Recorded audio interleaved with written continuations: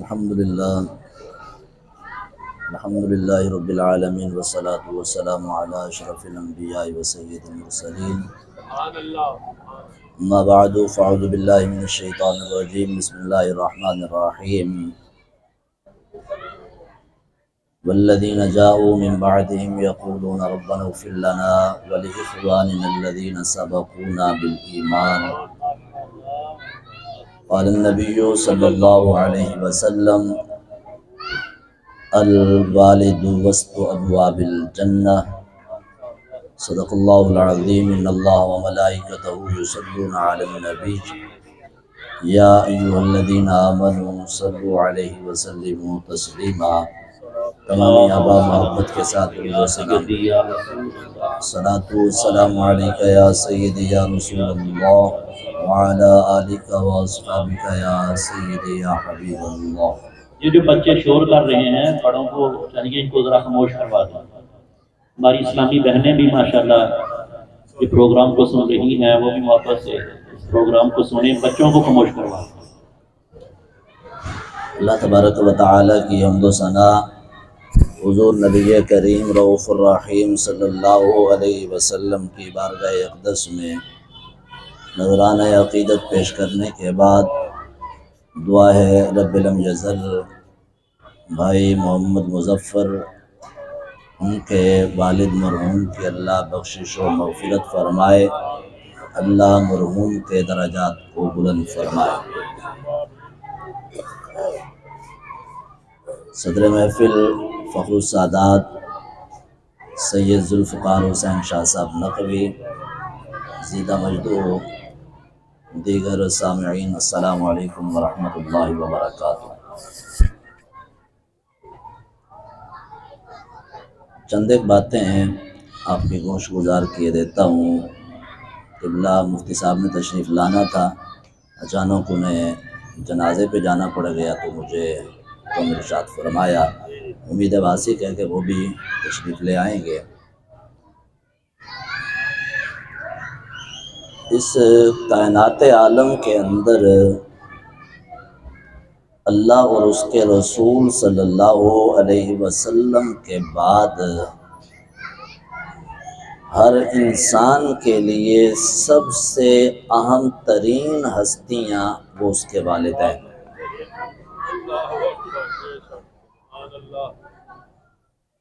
اور پھر یہ والدین جو ہیں ان کے ساتھ تعلق، ان کے ساتھ وابستگی، ان سے محبت، ان کے ساتھ رشتہ، یہ ان کے دنیا میں موجود ہوتے ہوئے بھی ہے اور پھر دنیا سے رخصت ہونے کے بعد بھی ان سے تعلق رہتا ہے۔ جس طرح کہ رحمت دو عالم صلی اللہ علیہ وسلم نے فرمایا، دیکھیں اگر مجبوری ہے تو ہماری انجمن کی مجبوری نہیں ہے۔ دیکھیں انجمن نے اتنا اہتمام کیا، اتنے دوست احباب، آپ میں سے آدھے تو ہماری انجمن کے ہیں، ٹھیک ہے، اور سارا اہتمام، اور 90% احباب جو ہے وہ ادھر ادھر متوجہ ہیں۔ برائے مہربانی ذرا میں زیادہ آپ کا وقت نہیں لوں گا، وزیر اعظم والی کرسی نہیں جڑی میں چھٹنی کوئی نہیں، میں تو کرسی تے بیٹھا بھی کوئی نہیں، ٹھیک ہے، تو ادب و احترام کے ساتھ بڑی محبت سے آپ نے گفتگو سماعت فرمائی۔ تو رحمت دو عالم صلی اللہ علیہ وسلم نے فرمایا کہ والدین میں سے دونوں یا ایک کا انتقال ہو جائے تو فرمایا ہر جمعرات کو جو بیٹا ان کی قبر پہ جا کے 1 مرتبہ سورۃ فاتحہ، 3 مرتبہ سورۃ اخلاص پڑھ کے ان کی روح کو ایصال کرے، فرمایا اللہ اس کی برکت سے اس کے یعنی اس بیٹے کے پورے ہفتے کے گناہوں کو معاف فرما دیتا ہے۔ یعنی والدین وہ رشتہ ہے کہ جن کے ساتھ تعلق ان کی موجودگی میں بھی ہے اور ان کے دنیا سے رخصت ہونے کے بعد بھی ہے، اور پھر یہ سارا اہتمام دعا و استغفار، نعت خوانی، قرآن و سنت کی روشنی میں بیان، پھر لنگر کا اہتمام، ٹھیک ہے، یہ کس لیے ہے؟ رحمت دو عالم صلی اللہ علیہ وسلم کی آپ احادیث کا مطالعہ کریں. ایک حدیث پاک میں آتا ہے کہ کل بروز محشر لوگ جب میدان محشر میں پہنچیں گے نا، دیکھیں گے کہ نیکیوں کے بڑے بڑے پہاڑ بنے ہوئے ہیں. حیران ہوں گے، عرض کریں گے مولا یہ نیکیاں تو ہم نے کی نہیں ہیں، پھر یہ اتنا اجر و ثواب کس طرح دیا جا رہا ہے؟ اللہ فرمائے گا میرے بندو، دنیا سے آنے کے بعد جو نیک اولاد چھوڑ کے آئے تھے، تمہارے دنیا سے رخصت ہونے کے بعد وہ دعا و استغفار کا جو انہوں نے اہتمام کیا ہے، فرمایا ان کی نیکیوں کا اجر آج میں تمہیں عطا فرما رہا ہوں. نعرہ تکبیر، نعرہ رسالت، یا رسول تاجدار ختم نبوت، زندہ باد زندہ آقا باد، ہمارے، بڑی شاندار، نبی ہمارے، بڑی شاندار، علماء حق اہل سنت، زندہ باد، انجمن تحفظ ناموس رسالت. زندہ باد زندہ باد. کیا بات. تو دیکھیں والدین کے ساتھ جو تعلق ہے نا، والدین بہت عظیم ہستیاں ہیں. یہ جب دنیا میں موجود ہوں تو تب قدر نہیں ہوتی، قدر اس وقت ہوتی ہے جب وہ دنیا سے رخصت ہو جاتے ہیں. ایسا نہیں ہونا چاہیے. حضرت بایزید بستامی رحمۃ اللہ تعالی علیہ فرماتے ہیں کہ سردیوں کی ٹھٹھڑتی رات تھی، ماں نے پانی مانگا، بیٹا بایزید پانی دو. کہتے گھر میں پانی نہیں تھا. اسی وقت مشکیزہ لیا، رات کو جا کے پانی لے کے آیا، پیالے میں ڈالا، دیکھا ماں سو چکی تھی، ماں سو چکی تھی. دیکھیں ہم دنیا کے معاملے، شاہ صاحب نے مجھے کہا کہ جی بالکل آسان گفتگو کرنی ہے، ٹھیک ہے، تو میں کوشش کر رہا ہوں کہ آسان بھی کروں لیکن آپ کی تھوڑی دل کو بھی لگے. میں دکان پہ جا رہا ہوں، جاتے جاتے اچانک حادثہ ہوتا ہے لیکن میں بچ جاتا ہوں، لیکن میں محسوس نہیں کرتا کہ وجہ کیا ہے. حقیقت میں وہ والدین کی دعائیں ہوتی ہیں. اللہ اللہ، حق ہے جی، حق ہے، بے شک، سبحان اللہ. میرا بینک بیلنس ختم ہو چکا ہوتا ہے، ٹھیک ہے، اور اچانک سے 50-70 ہزار لاکھ کا خرچہ میرے اوپر آ جاتا ہے، اور اس مہینے میں آمدن زیادہ اتنی ہو جاتی ہے. وہ میرا کمال نہیں ہے، میرے والدین کی دعائیں ہیں. وہ حق ہے جی، حق ہے، بے شک، سبحان اللہ. میں جہاں پہ بھی جاتا ہوں مجھے امید نہیں ہوتی کہ لوگ اتنی عزت سے نوازیں گے، میں محسوس نہیں کرتا. حقیقت میں والدین کی دعائیں ہوتی ہیں. بایزید بستامی کہتے ہیں پانی ڈالا، ماں سو چکی تھی. اب سوچنے لگا بیدار کروں تو بے ادبی ہے، اگر سو جاؤں تو ماں جب بیدار ہوں گی تو دیکھیں گی بایزید نہیں ہے، پانی ڈالا کھڑے ہو گئے، بیدار بھی نہ کیا، انتظار کر رہے ہیں. کہتے ہیں رات کے آخری پہر میں ماں بیدار ہوئیں. کہا بیٹا بایزید سو جاتے. کہا ماں جی اگر سو جاتا، آپ بیدار ہوتی، پانی نہ ہوتا تو پریشان ہوتی، اس لیے پانی ڈالا پیالے میں. کہتے سردیوں کی اتنی ٹھٹھڑتی رات تھی کہ پانی جو ہے وہ پیالے سے رستا تھا، ہاتھ پہ آتا برف جم جاتی. کہا ماں نے پانی پیا، پانی پینے کے بعد دعا کے لیے ہاتھ اٹھائے. بایزید علیہ الرحمہ کہتے ہیں کہ 12 سال ہو چکے تھے بایزید بستامی کو عبادت، ریاضت، نوافل، وظائف، چلہ کشی کرتے ہوئے. کہا بایزید کی 12 سال کی عبادت نے بایزید کو اس مقام تک نہیں پہنچایا جس مقام تک ماں کی دعا نے ایک رات میں پہنچا دیا. سبحان اللہ، کیا بات. حق ہے جی، حق ہے، بے شک. ٹھیک ہے، والدین کی خدمت کریں، ان سے دعائیں لیں، ان سے محبت کریں. حق ہے جی، حق ہے، بے شک. ان سے محبت کرنا یہ ان کا حق ہے، تاکہ کل کو ہماری اولاد ہماری خدمت کرے، ہمارا ادب و احترام کرے. یہ ساری جو پٹی ہے یہ پھر دوبارہ چلتی ہے ایک مرتبہ. حق ہے جی، حق ہے. والدین سے کہا کریں ہمارے لیے دعا کرو، ہمارے لیے دعا کرو. حضرت موسیٰ علیہ السلام نے ایک مرتبہ اللہ کے حضور عرض کی مولا میرا جنت میں ساتھی کون ہوگا؟ فرمایا میرے کلیم فلاں مقام پہ چلے جاؤ، ایک بستی ہے، اس بستی کے اندر ایک نوجوان ہے، گوشت کے پھٹے پہ کام کرتا ہے، وہ آپ کا جنت میں ساتھی ہو۔ والدین کی جو دعا ہوتی ہے نا، ٹھیک ہے، وہ کتنا اثر رکھتی ہے۔ آپ گئے تلاش کرتے، وہاں پہ پہنچے، دیکھا واقعتاً ایک نوجوان گوشت کے پھٹے پہ کام کر رہا ہے۔ اب سبب معلوم کرنے چلے، کہتے ہیں میں تو سمجھتا تھا پتہ نہیں کتنا برگزیدہ بندہ، نیک صالح بندہ جنت میں میرا ساتھی ہوگا، لیکن گوشت کے پھٹے پہ کام کرنے والا میرا ساتھی، وجہ کیا ہے؟ تو موسیٰ علیہ السلام اس کے گھر پہ پہنچے، دیکھا ایک مائی صاحبہ بوڑھی خاتون چارپائی پہ لیٹی ہوئی ہیں، آنکھیں بند ہیں۔ لوگوں سے پوچھا نا کہ گھر کون سا ہے، تو لوگوں نے بتلایا کہ یہ گھر ہے۔ اس گھر میں پہنچے، آنکھیں بند ہیں، لب ہل رہے ہیں۔ موسیٰ علیہ السلام قریب گئے اور جا کے لبوں کے قریب کان لگا دیے، کان لگا دیے۔ اب حضرت موسیٰ علیہ السلام کیا سنتے ہیں؟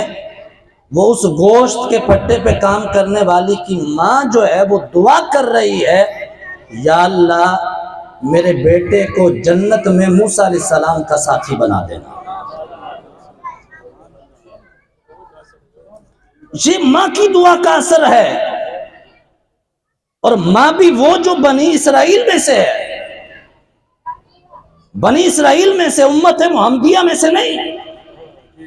امت محمدیہ کی ماں ہو تو حضور تو پہلے فرما گئے ہیں الجنت تحت اقدام امہاتکم، میرے غلاموں جو اللہ کی جنت ساتوں آسمانوں کے اوپر ہے نا، کا دنیا میں تلاش کرنا چاہتے ہو تمہاری ماں کے قدموں کے نیچے۔ والدین کی قدر کریں، والدین کی قدر کریں، اور یہ جو دعا و استغفار کا اہتمام ہے، رحمت دو عالم صلی اللہ علیہ وسلم کی حدیث پاک کا مفہوم ہے، حضور نے فرمایا کہ جب کسی بندے کا انتقال ہوتا ہے نا، تو ہم میں سے ہر ایک کے ساتھ دو فرشتے ہیں، ایک نیکیاں لکھتا ہے، ایک گناہ لکھتا ہے۔ حضور نے فرمایا دونوں جو ہے وہ کرامن کاتبین اللہ کے حضور حاضر ہوتے ہیں، اور جا کے عرض کرتے ہیں مولا ہماری یہ جو ڈیوٹی لگائی گئی تھی کہ اس بندے کے گناہ لکھنے ہیں، نیکیاں لکھنی ہیں، اب اس کا انتقال ہو چکا ہے، اگر اجازت ہو تو تیری بارگاہ میں آ کے تیری عبادت میں ہم مصروف ہو جائیں۔ اللہ فرماتا ہے نہیں میرے فرشتوں، یہ ڈیوٹی جو تھی گناہ اور نیکیاں لکھنے کی، یہ تو اس بندے کی زندگی تک تھی، اب دوسری ڈیوٹی کیا ہے؟ وہ قیامت تک کے لیے ہوگی کہ اس بندے کی قبر پہ چلے جاؤ، جس کے گناہ اور نیکیاں لکھتے تھے اس کی قبر پہ چلے جاؤ، کہا جا کے دعا و استغفار کرو، کہا قیامت کے دن قیامت تک کے کیے ہوئے تمہارے استغفار کا اجر و ثواب میں اپنے اس بندے کو عطا فرماؤں گا۔ ٹھیک ہے، اور پھر رحمت دو عالم صلی اللہ علیہ وسلم کی حدیث پاک کا مفہوم ہے، حضرت علی المرتضیٰ رضی اللہ تعالیٰ عنہ اس حدیث پاک کے راوی ہیں، فرماتے ہیں کہ حضور نے فرمایا جو بندہ کسی قبرستان کے قریب سے گزرے، ہم کسی کے مرنے کے بعد جاتے ہیں نا فاتحہ کے لیے، جی فاتحہ پڑھیں جی، دعا کریں جی، دعا کریں جی، حضور نے فرمایا جب کوئی بندہ قبرستان کے قریب سے گزرتا ہے، فرمایا ایک مرتبہ سورۃ فاتحہ، 3 مرتبہ سورۃ اخلاص، ایک حدیث پاک میں 1 مرتبہ سورۃ فاتحہ، 11 مرتبہ سورۃ اخلاص، حضور نے فرمایا کہ پڑھ کے ان مرحومین کے لیے دعا کرتا ہے، فرمایا جب اس کا اپنا انتقال ہوگا اللہ پورے قبرستان والوں کے برابر اس اکیلے کو اجر عطا فرمائے گا۔ ٹھیک ہے، اور پھر حضرت انس بن مالک رضی اللہ تعالیٰ عنہ سے حدیث پاک مروی ہے، یہ جو ہم لنگر کا اہتمام کرتے ہیں، فروٹ ہو گئے، یہ چیزیں ساری سامنے رکھ کے پھر ختم پڑھتے ہیں، رحمت دو عالم صلی اللہ علیہ وسلم نے فرمایا، حدیث پاک کا مفہوم ہے، فرمایا جو ایصال ثواب کے طور پہ کھانا وغیرہ اس کا اہتمام کیا جاتا ہے، حضور نے فرمایا اللہ قادر مطلق ہے، وہ جو کرنا چاہے کر سکتا ہے،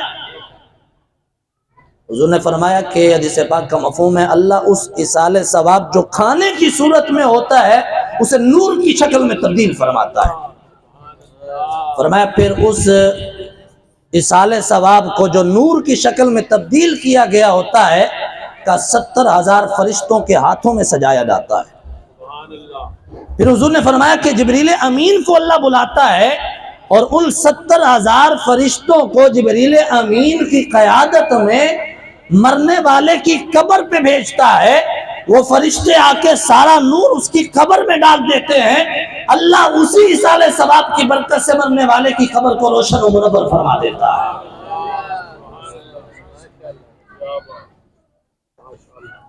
بھائی دعا بھی کریں اور اپنے والدین کی زندگی کے اندر قدر کریں۔ اسلام جو ہے یہ ایک عالمگیر مذہب ہے۔ اسلام اگر والدین جانور کی صورت میں بھی ہو نا، اسلام پھر بھی ان کی عزت و تکریم کا درس دیتا ہے۔ والدین اگر کافر کی صورت میں بھی ہوں، اسلام پھر بھی ان کی عزت و توقیر کا درس دیتا ہے۔ 40 دن تو پہلے ختم وغیرہ کروانا ہے، وہ بھی ٹھیک ہے کہ ٹریٹمنٹ کی ضروری ہے، سارے غلام وغیرہ نا کنفیوژن دور ہو۔ تو اسلام جو ہے یہ ہر لحاظ سے ہر شخص کے حقوق کا خیال رکھتا ہے۔ اور پھر یہ دعا و استغفار کا اہتمام کرنا، یہ جی تیجا ہے، یہ جی ساتہ ہے، ٹھیک ہے، یہ جی 40واں ہے، ٹھیک ہے، اس کے اندر کوئی حرج والی بات نہیں۔ دن کو متعین کر کے کرنا تب بھی حرج نہیں، اور بغیر متعین کیے تب بھی حرج نہیں ہے۔ حدیث کے اندر کتنی مثالیں موجود ہیں۔ رحمت دو عالم صلی اللہ علیہ وسلم ایک خاتون تھی، وہ ہر سال ایک ہی مقررہ تاریخ کو حضور کی بارگاہ میں حاضر ہوتی، کھانا پکا کے لاتی، اور پھر حضور علیہ السلام شہدائے احد ان کے پاس تشریف لے جاتے، وہاں پہ حضور ان کے لیے دعا کرتے، اور دعا کرنے کے بعد اس کھانے کو تقسیم کر دیا جاتا۔ یعنی ہر سال بلا ناغہ حضور ہر سال تشریف لے جاتے۔ تو دن کا متعین کرنا کہ یہ جی 40واں ہے، یہ جی سالانہ ہے، اس میں کوئی حرج والی بات نہیں، اس میں کوئی قباحت نہیں ہے۔ اگر دنوں کا متعین کرنا یہ غلط ہو تو پھر ہم کتنے معاملات کے اندر دن متعین کرتے ہیں، کتنے معاملات کے اندر ہم شادی بیاہ دیگر تقریبات سر کے دن متعین کیے جاتے ہیں۔ اور یہاں پہ جو مقصود ہوتا ہے وہ احباب کو، خاندان والوں کو، رشتہ داروں کو آگاہ کرنا ہوتا ہے۔ اگر دن متعین نہ ہو تو لوگ کیسے جمع ہو؟ تو قرآن کے اور حدیث رسول صلی اللہ علیہ وسلم کے یہ چیز نہ تو مخالف ہے اور نہ ہی اس کی ممانعت ہے۔ تو یہ عمل جو ہے قرآن و سنت کے عین مطابق ہے، صحابہ کرام رضوان اللہ تعالی علیہم اجمعین نے بھی کیا ہے۔ ایک حدیث پاک میں آتا ہے رحمت دو عالم صلی اللہ علیہ وسلم نے خود یہ عمل مبارک کیا ہے۔ رحمت دو عالم صلی اللہ علیہ وسلم کے اپنے شہزادے حضرت ابراہیم علیہ السلام جب ان کا انتقال ہوا، انتقال کے بعد حضور تشریف فرماتے، ایک صحابی حاضر ہوئے، ایک حدیث پاک میں آتا ہے کہ وہ کھجور اور دودھ لے کے آئے، اور ایک حدیث پاک میں آتا ہے کہ وہ جو کی روٹی اور دودھ لے کے آئے۔ رحمت دو عالم صلی اللہ علیہ وسلم نے ایک مرتبہ سورہ فاتحہ 3 مرتبہ اخلاص پڑھی، اور پڑھنے کے بعد دعا کے جو الفاظ تھے، کہا کہ اے اللہ ان الفاظ اور طعام کا جو ثواب ہے میں ابراہیم کی روح کو ایصال کرتا ہوں، اسے بخش دے۔ اور پھر اس کے بعد حضور نے جو فرمایا میرے صحابہ یہ جو کھانا ہے نا، اس کھانے کا کھانا بھی جائز ہے۔ اللہ مرحوم کی بخشش و مغفرت فرمائے، اللہ پسماندگان کو صبر جمیل اس پہ اجر عظیم